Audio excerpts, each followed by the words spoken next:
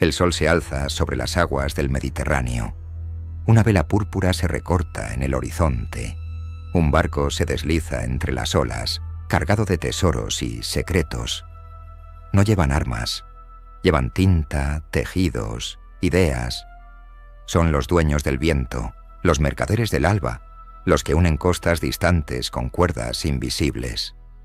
No construyeron imperios con ejércitos, lo hicieron con rutas y palabras. Desde las costas de lo que hoy es Líbano, surgió un pueblo que no buscó conquistar con espadas, sino con embarcaciones. Su reino no tuvo fronteras fijas ni capitales monumentales. Su poder no residía en fortalezas, sino en las olas, en el comercio y en la innovación. Los fenicios fueron los navegantes incansables de la antigüedad, los artesanos del alfabeto, los mensajeros entre civilizaciones, y aunque su nombre se diluyó entre imperios más ruidosos, su legado aún resuena cada vez que escribimos una palabra, cada vez que un barco cruza un mar, cada vez que el intercambio vence a la guerra. Este es el viaje por la historia de un pueblo sin ejército, sin vastos territorios, sin reyes conquistadores, pero con una influencia que alcanzó los rincones más lejanos del mundo antiguo. Esta es la historia de los fenicios. En la angosta franja costera del Levante, entre las montañas del interior y las aguas azules del Mediterráneo, surgió una civilización discreta, pero inquieta. Allí, en lo que hoy es Líbano, florecieron las antiguas ciudades de Tiro, Sidón, Biblos y Arados, asentamientos que serían el corazón de la cultura fenicia. Su historia comienza alrededor del 3000 a.C., en el cruce de caminos entre grandes imperios, mientras en Mesopotamia se erguían los zigurats y en Egipto se alzaban las pirámides. Los primeros fenicios aprendían a sobrevivir entre potencias mayores. No podían igualar su poder militar, pero tampoco lo necesitaban. Tenían acceso al mar, bosques de cedros y un instinto nato para el intercambio. Los historiadores no coinciden del todo sobre su origen étnico exacto. Algunos los vinculan con los cananeos, habitantes ancestrales de la región.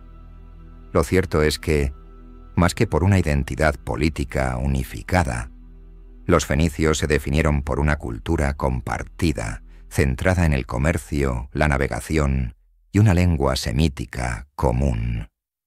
Desde temprano desarrollaron un fuerte carácter urbano. Biblos, una de las ciudades más antiguas del mundo, fue ya en el tercer milenio antes de Cristo un centro de exportación de madera, resinas y marfil. Con el tiempo, la habilidad comercial fenicia se convirtió en una marca registrada. Telas teñidas con púrpura de múrex, joyas, vidrios y cerámica fina cruzaban el mar hacia Egipto, Anatolia, Grecia y más allá. Pero su gran revolución vendría del mar. Mientras otros pueblos se adentraban poco en el Mediterráneo, los fenicios se lanzaron con audacia a explorar costas lejanas. Inventaron nuevas técnicas de navegación, desarrollaron barcos veloces y maniobrables, y fundaron factorías y colonias comerciales en puntos estratégicos. Cada puerto que tocaban se convertía en un nodo de su red. A partir del 1200 a.C., tras el colapso de varios grandes imperios del Bronce final, los fenicios vivieron su gran expansión. La falta de poderosos vecinos les dio la oportunidad de extender sus rutas marítimas. Fundaron colonias a lo largo del norte de África, Sicilia, Córcega, España y hasta el Atlántico. Hay indicios, aunque todavía discutidos, de que incluso pudieron haber llegado a las islas británicas, atraídos por el estaño de Cornualles, un metal esencial para la fabricación de bronce. Estas rutas oceánicas habrían llevado a los fenicios más allá del estrecho de Gibraltar, hasta los confines del mundo conocido.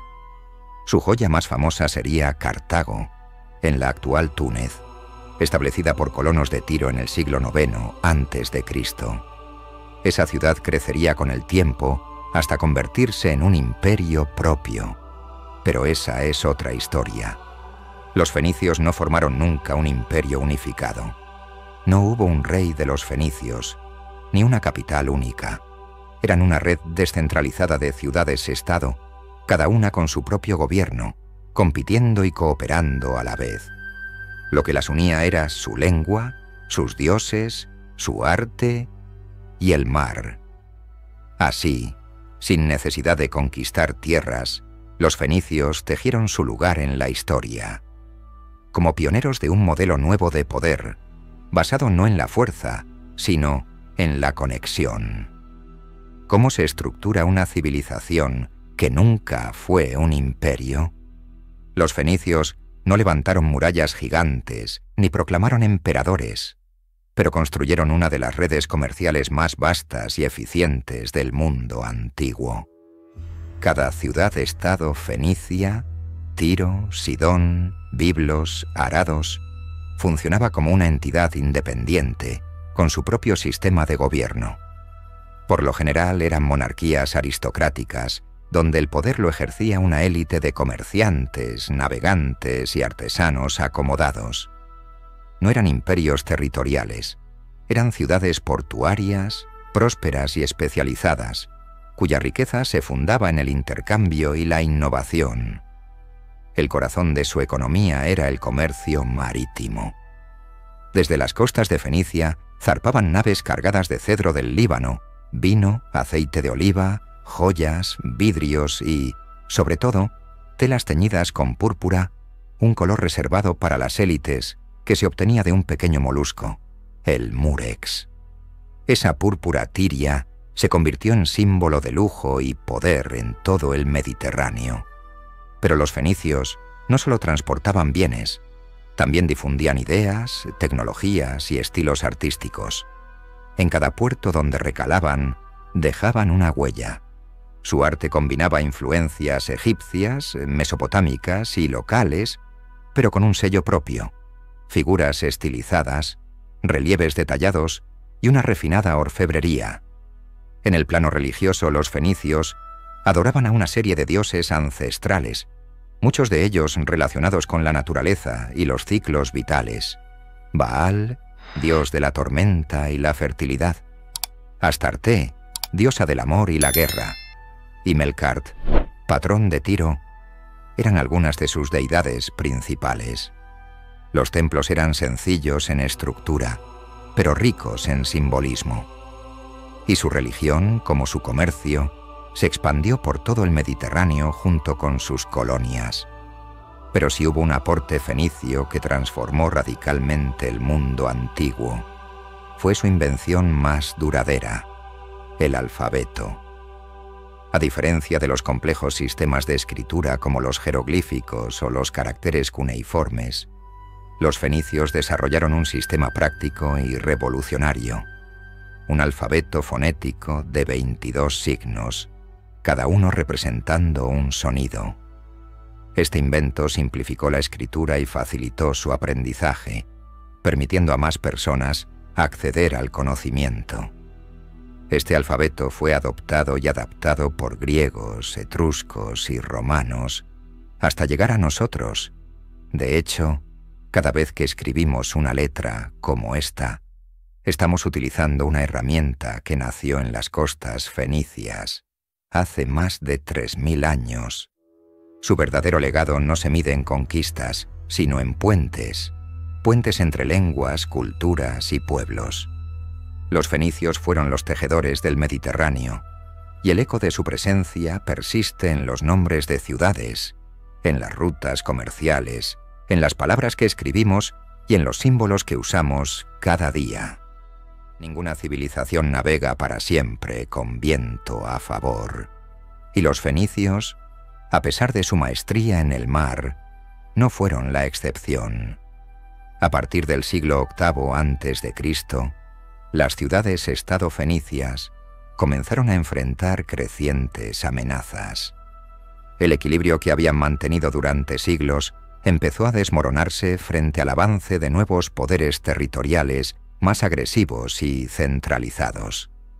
Asirios, babilonios y persas se sucedieron como señores de la región, imponiendo tributos, ocupando ciudades y minando la autonomía fenicia. Biblos, Sidón y Tiro fueron sometidas una a una. Algunos centros lograron resistir durante años gracias a sus fortificaciones y flotas, como Tiro, que aguantó un asedio babilónico de 13 años bajo el rey Nabucodonosor II. Pero incluso la ciudad más resistente no pudo escapar del destino común: convertirse en vasalla. Cuando Alejandro Magno emprendió su conquista del mundo persa, los fenicios ya eran una sombra de lo que habían sido.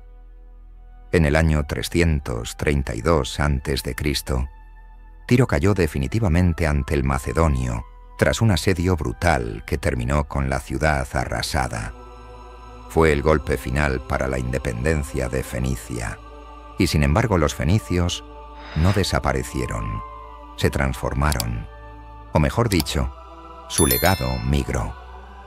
Mientras las metrópolis del Levante caían bajo el peso de los imperios, sus colonias occidentales seguían prosperando. La más célebre de todas, Cartago, en el norte de África, se convirtió en el nuevo faro de la cultura fenicia. Cartago heredó el espíritu comercial, la religión y las costumbres fenicias, pero también aprendió a adaptarse al nuevo mundo. A diferencia de sus ciudades madre, Cartago sí construyó un imperio territorial, desarrolló un ejército propio y desafió a Roma por la supremacía del Mediterráneo. Las guerras púnicas fueron el último gran eco de la civilización fenicia.